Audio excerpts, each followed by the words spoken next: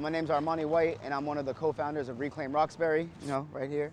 We're standing in Roxbury in Nubian Square. This site right here, 135 Dudley Street, one of the sites of a future development that Reclaim Roxbury was able to have a say in. Since 2015, Reclaim Roxbury got together with folks in the community to say, if we're gonna have development, what kind of development do we want it to have? And we came up with a set of standards, including wanting development that has open space, that has opportunities for affordable rental and home ownership, a focus on having opportunities for Black and brown developers, so that means like all the contractors too, to be a part of this process of uplifting our community. That's a famous mural with Malcolm X on it and other community leaders. Reclaim Roxbury, trying to build more affordable housing. Hey, bro. What's up? When's the next meeting? We're gonna, you follow us on Facebook? Yep, okay. Reclaim Roxbury. People are excited about reclaiming Roxbury, I'm serious. It's because everyone sees the community changing and it's like, they want to be a part of. Oh wow. I did not know they were there. Yeah, that's a new thing. It's different, it's a new day in Boston. So this is the Blair lot. It's going to be very different soon.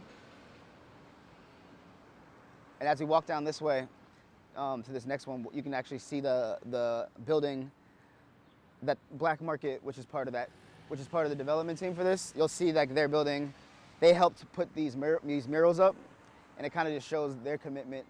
And so, the fact that they were even selected speaks to like the change in which is happening here when it comes to like community-led development, because it's someone that's from the community actually developing a big parcel of land. And so we got the city to put these up to basically have people learn information about what was going on, like in terms of the fact that there was changes, and we tried to help by actually getting the word out there and having people come, albeit to complain and criticize, but the idea is that you want people to come and share their expertise and brilliance to make the process better. Next spot that I was just to let you know is this right here. They're starting the construction on it. A parcel of public land used to be a parking lot for the Haley House. It's public parking, municipal parking. But again, a competitive bid on this parcel. It's being developed by like a Black development team. The Haley House Bakery, which is like a bakery that employs people who are formerly incarcerated to learn about the industry and employ them. They're gonna have a major part in the new development. Have a bigger space, more training space. And again, it's just an example of what happens when you have like community-led development. It's not it's not Starbucks, right, that we're gonna see. It's gonna be Haley House Bakery and Cafe. And as you can see right here in the street, this says Black Lives Matter, this all in yellow. And with the red, black, and green flag. So I can't remember what year, I think it was maybe 2018, 2019, there was a community-led initiative to rename Dudley Square to Nubian Square, because the Dudley family that it was named after owned slaves. And so people wanted to not have a popular African-American square be named after a slave owner.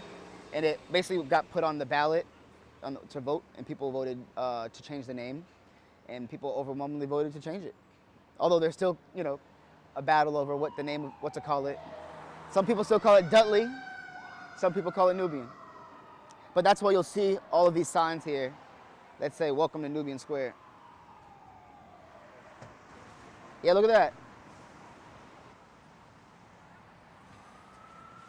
Dream Collaborative is a Black-owned firm. You can see some beautiful pictures of it. It's exciting. It's exciting to see something you have your hands in. Oftentimes you do advocacy and you don't necessarily get to see the results. I mean, it's been a long time, since 2015, so I guess it's not like I saw it in a year or two. This is like 7 years later, and it's still not built, but it's exciting. What's good, bro? What's up? It's good to see you, bro. Yep. I love my community. This is gonna be another development, affordable housing and artist space. But yeah, this whole lot down here, all the way down, is parcel 8.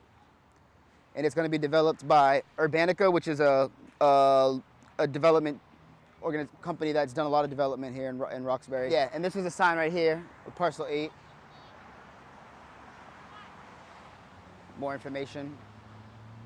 So it's the Elliott Burying Ground, which is what we just walked past and saw, and then we're standing here, this big thing. It's going to be 308 units of housing. If you live in Roxbury, like coming to meetings, showing up in your community, we have a page on our website where you can actually sign up to like connect one-on-one with one of our team members to talk about, you know, how you want to get involved. If there's something in your community that you want to organize folks around, we want to talk to you about that. So that's a major. So donation, getting involved, and voting. You know, one of the biggest reasons that our community doesn't get as much as we deserve is that we don't necessarily turn out to vote as much as we could. And that's really across most communities, but we got to show that we care, and part of that is showing up to vote. So that's another major way. One thing we suffer from is a lot of gun violence, like in violence generally. So I think that's something that folks want to see change too, but you know, that is a harder thing.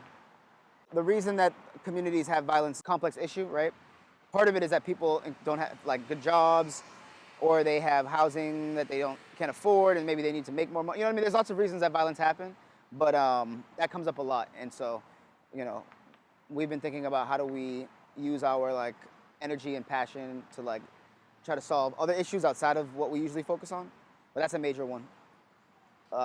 Yeah, access, violence, and just the feeling of not being welcome in Boston. Like whether it's affordable, lack of affordable housing, lack of jobs, lack of mobility. Yeah.